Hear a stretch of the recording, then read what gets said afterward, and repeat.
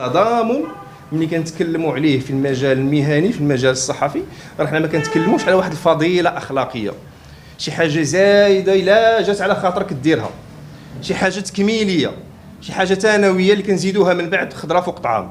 لا، الصحافه بدون تضامن مهني ما كايناش، لا وجود لها.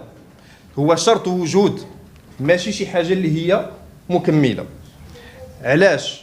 لان هذه المهنه بطبيعتها كيف ما تحدثات او ظهرات او نشات في المجتمعات الحديثه، هي واحد المهنه جات لواحد الوظيفه محدده.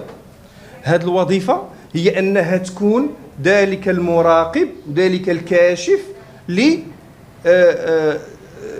سير صراع في ساحه مكشوفه، الصراع السياسي، الصراع الاقتصادي، الصراع ديال الافكار والصراع الاجتماعي الى اخره، اذا المطلوب منها انها تدخل هذه الحلبه ديال الصراع. منين كتدخل واحد الحلبه ديال الصراع، جرب اي واحد يدخل يجرب شي بلاصه فيها شي مضاربه ودخل ليها. كتدخل ليها راه كتدخل ماشي غير فضول، راك دخلتي انك باغي تصلح، باغي تنهي، باغي تقول هذاك اللي ظالم نهاك الله، ويمكن تعاون في انك تشدو او لانك تسلموا للعداله. اذا في هذا الدور هذا كيجعلك انك مستهدف. ملي كتكون مستهدف شنو اللي غيحميك؟ كاينه حمايه قانونيه، حمايه ديال المجتمع الى اخره، ولكن خط الدفاع الاول هو التضامن المهني. والا ما كانش ما كايناش مهنه ديال الصحافه. وهذا تثبت بدراسات علميه ماشي كلام. في العلوم الانسانيه ماشي العلوم الدقيقه، في البدايه ديال التحول التقني اللي حصل في المجال الصحفي وهذا الرقمنه اللي حصلت، كانت ظهرت واحد الافكار واحد الوقيته في نهايه العشريه الاولى من هذه الالفيه وهذا، على انه يمكن راه هذه المهنه الصحافه راه غادي يوقع فيها واحد التحول وما غتبقاش كيف ما كانت تقليديا. بمعنى من الامور الاساسيه اللي غادي تتغير هو انه ما يبقاش عندنا مؤسسات اعلاميه. هذا الصحفي لاش محتاج انه يمشي عند واحد الباترون، واحد الشركه، ويدير عقد ويولي عنده صالير ويخضع للضبط والرقابه ودخول وخروج الى اخره. ولا عنده امكانيه انه عنده جهاز مرتبط بالانترنت ويدير لنا الصحافه. صافي، يكفي انه يكون نزيه ويكون مستقل. وكانت بعض التجارب اللي حدثت بعض الصحف الكبرى، خصوصا هادشي كنتكلم في البيئه الامريكيه اللي هي المختبر الاول ديال العالم في هذه التطورات اللي كتحصل.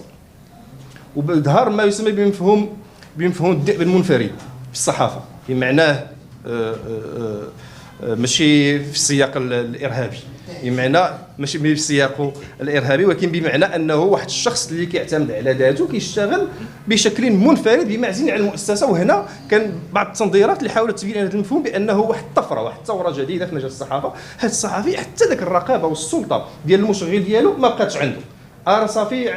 فتبين من بعد بانه الامر ليس بهذه السهوله. تبين على انه بما انك صحفي تزعم انك مستقل وكتمشي كتقيس الاماكن ديال الخطوره وديال المصالح وديال مراكز النفوذ وديال السلطه، فانت تصبح مستهدف. وتبين بالملموس على انه هذا الذئب المنفرد كيولي واحد الحمل وديع، وسرعان ما يتم يعني ذبحه في محراب الصراع بين القوى المتصارعه في المشهد هذا. كنتكلموا على مشهد اللي هو ديمقراطي، اللي هو مشهد ديال المؤسسات وديال القانون. فهنا كنرجعوا الشاهد عندي هو التضامن. اذا التكتل والتضامن بين الصحفيين هو شرط وجود. وهذا علاش الميثاق ديالنا ديال الاخلاقيات الصحافه اللي منشور عندنا في الجريده الرسميه واللي هو جزء من المنظومه القانونيه، هي نص على انه باش تكون عندك صحفي وعندك بطاقه مهنيه لازم يكون عندك تضامن مع الزملاء ديالك. بطبيعه الحال بالنسبه يمكن يشوفنا جمهور اللي هو غير متخصص اللي يمكن انه يفهم او اللي يفهموا شي حد يفسر لي على اننا ديك القبيله اللي هي كتحمي بعضها البعض ظالما او مظلوما.